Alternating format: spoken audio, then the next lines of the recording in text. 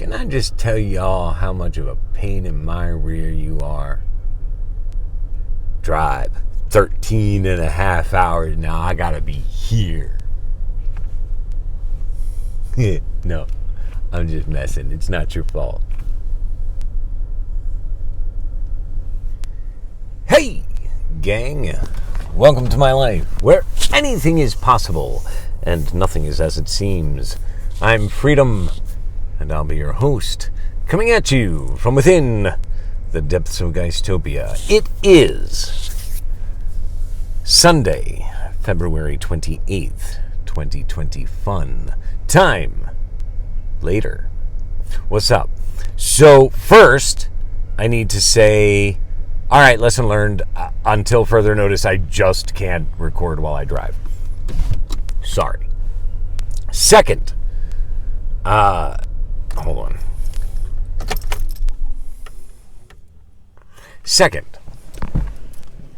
we are here because my mission, should I choose to accept it, is to share with you what just happened to me in a 30-minute time span.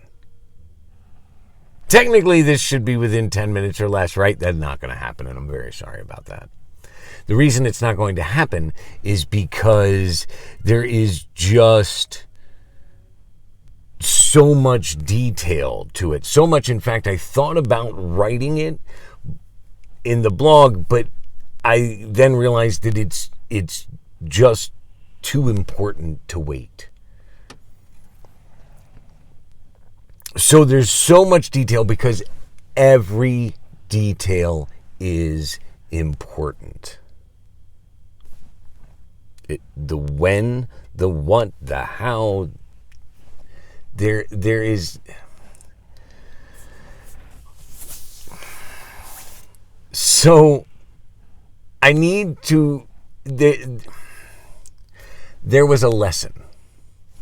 Grand revelation in the end. Many little revelations.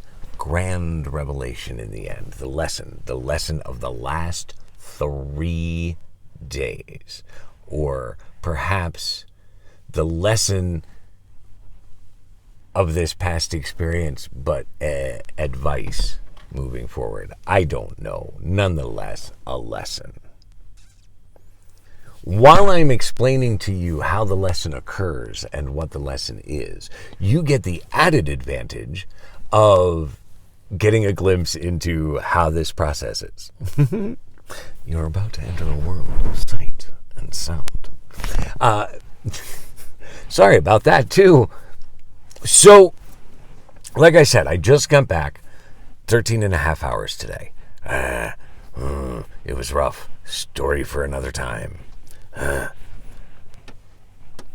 And I stopped to visit a friend quick, and then I went and parked, waiting to come here and park. Don't ask. It's all very complicated. And so I was sitting there, and I was just totally chilling. I was playing some game, and I realized in hindsight that I was playing the game, and I was not thinking about anything, and that's important because that's like the first time in 3 weeks my mind was completely still and quiet. I was not thinking about the breakdown, about the videos, about New Orleans, or the trip, or tomorrow. I was not thinking about a thing. And so while I'm sitting here just chilling out, did you like that little pop? I couldn't even repeat it. That's how awesome it was. And I start staring into this snowbank in front of me. And to help you understand this next moment, when I took the first quest, I dabbled in a moment of cloud divination. And if you don't know what cloud divination is, it is simply tea leaves with clouds. You stare into the clouds and an image appears, and that's supposed to be your message, what you need to know, right? And okay, I'm new at this. I'm all about it. I'm throwing myself in. Let's try it. And I look up and I stare into the clouds, and this face appears. Cool. Right? Don't know what it means, but all right. And I set out on my way, and within 15 minutes, I find myself in a conversation with that face.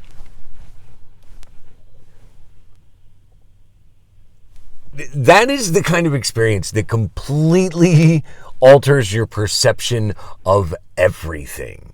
Nothing in life is the same after that. Whoa. Right? Just think about it for a while. Put yourself there. So I tell you this so you understand why I put so much emphasis on I'm staring into the snowbank. And the next thing I know, I see a face. Only this time I know this face. This is Santa Claus. I'm staring at Santa Claus. Now, if you've been following me for any amount of time or read any of the blog, you know that this is very important. Right? Especially if I remember correctly that in one of my last blogs around the holidays, I mentioned that my Yule was not complete yet. I hadn't received all my gifts, and that perhaps something on this trip was it. And I have that thought, and I look back at Santa Claus's face, and I hear the words, "The greatest gift is yet to come." Okay, cool. Whatever. Like, that might sound odd and bizarre, and maybe you're awestruck, but I was just like, all right. And I went back to my game. At some point in time, now, it's also important to mention that every time I then looked up, things had shifted and other things showed up, and we're not going to talk about what those were because that part's, they were there. Let's just leave it at that. And I eventually found Santa again. At some point in time, I had started listening to Sirius XM. They're doing this Miles Davis radio right now, and I couldn't think of anything more euphoric. So I'm sitting here, and I'm listening to Miles, and they're playing something from his 1981 comeback. It was outstanding. My first thought was, for a man who said he had nothing left musically to say, whoa.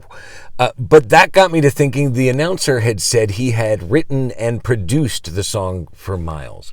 And that boggled my mind for a moment. I wondered if maybe what he meant was he wrote the background, because I thought the whole point to jazz was to just play. That thought then made me think of Jelly's Last Jam. Oh, that ain't no music. But the notes is written out telling you what's going to come next. Now, if you're not familiar with Jelly's Last Jam is the music of and the life story of one Ferdinand Lament Jelly Roll Morton. Have you heard this name before? You should have, because Jelly Roll was born and partially raised in Gulfport, Mississippi, which is why we were going there in the first place. It's also where the car broke down. The other area that Jelly Roll Morton was raised was New Orleans. The moment I thought of New Orleans and this whole Creole and the vibe, and suddenly I remember my channeling of the witch doctor, the voodoo practitioner. Remember I mentioned that? Oh no, you don't know, because I didn't show that video yet. Anyway, once upon a time, I inadvertently, but very necessarily, channeled a voodoo practitioner. Long story.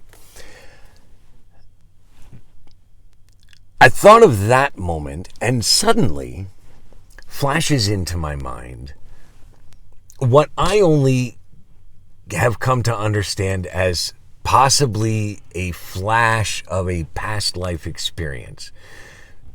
I don't know if I was in it or if I witnessed it, or I don't understand. I really know nothing about it except that it's old.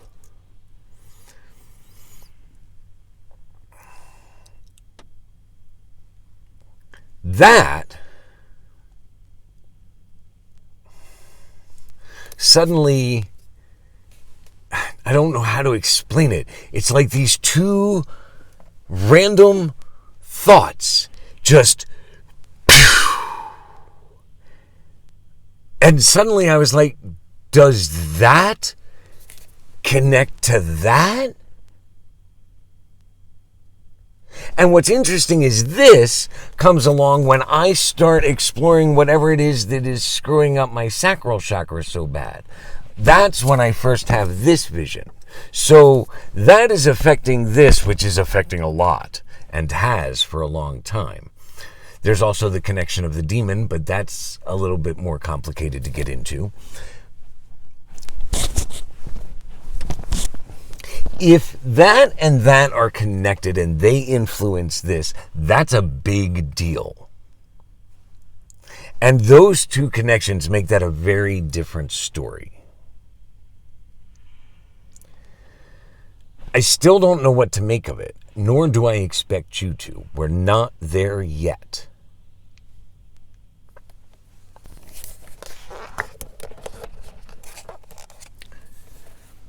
My next revelation is, and when did this all open up to me? After I was in New Orleans. This is starting to make the New Orleans video much more important for me to get edited and out to you. There's a lot of information there you have not heard yet. All of this, never in my life would I have ever put these two things together. I never would have even thought of it. I would have never tried it. And it's fascinating to me because I was not thinking about either of them. It's not like I drove for 13 and a half hours and said, hey, when I get to the valley, I'm going to sit down and F my head. No, okay, that's important. That's important to recognize. Boom, boom, boom. All happening right after I'm in New Orleans. And my next thought is, I was thinking, so while I was in New Orleans, I did not partake of anything. I was completely sober and straight the entire time in New Orleans, and that was slightly disappointing. Some by choice, some by force. But that was, can you think of any better place to be intoxicated? Because I can't.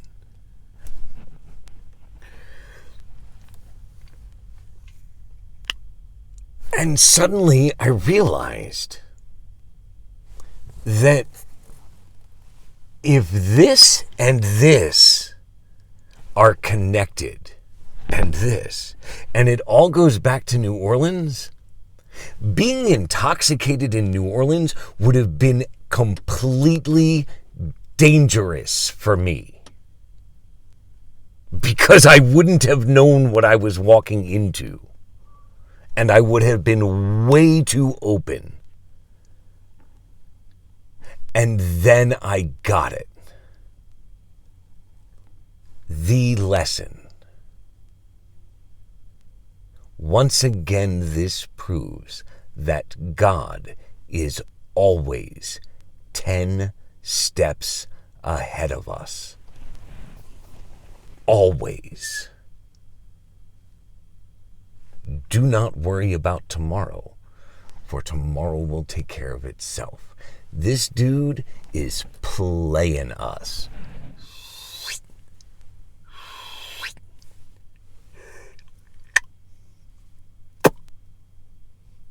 Constantly. He is 10 steps ahead of us.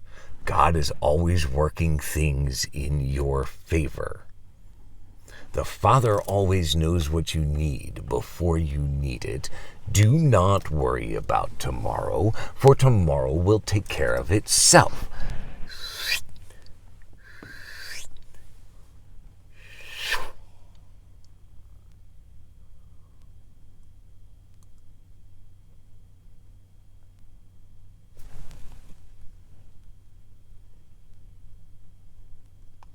Do you get it? Do you see? Did you hear? There is no such thing as chance or happenstance.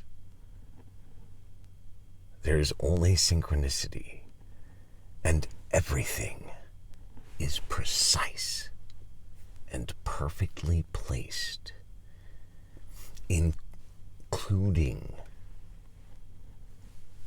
my breakdown, both the car and my personal one.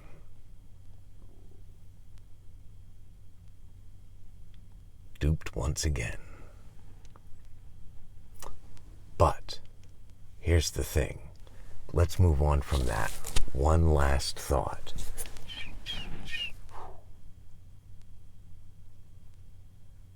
I said before we got there, the quest would only begin in New Orleans, because that's where the questions were.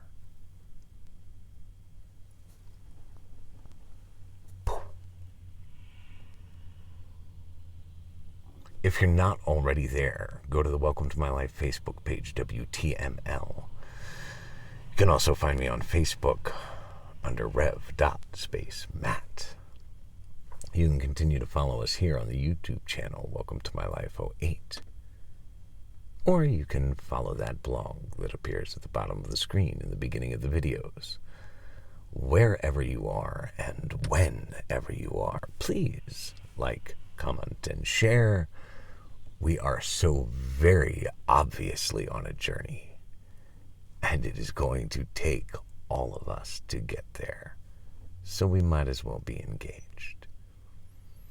So without hesitation, for now and for always, from here in Geistopia, this is your beloved Rev, wishing you peace, love, light. Fine! And freakishness, baby!